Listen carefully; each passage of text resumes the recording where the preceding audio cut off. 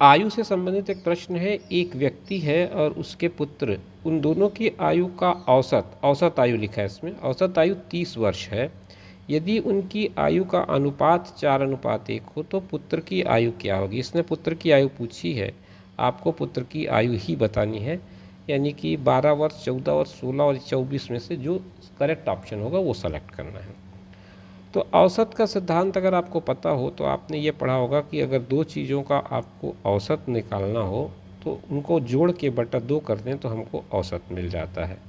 तो ये अपने आप में ये बताता है कि पिता और पुत्र, फादर और सन का जो सम है वो 60 ईयर्स है।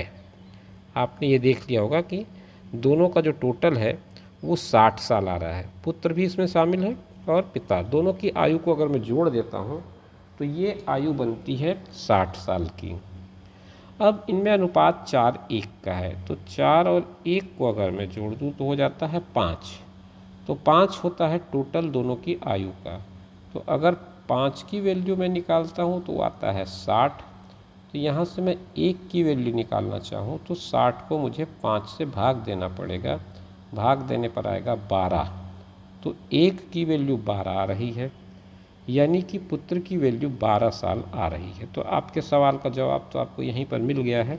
आप ऑप्शन 1 को टिक कर सकते हैं।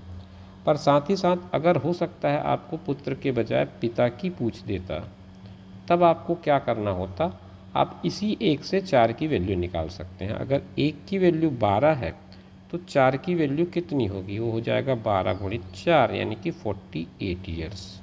तो इस तरह से आप पिता की भी आयु निकाल सकते हैं और पुत्र की भी आयु निकाल सकते हैं।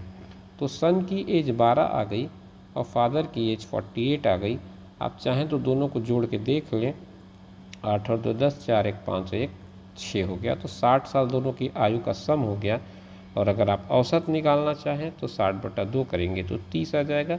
आपका आंसर वेरीफाई भी हो जा रहा है।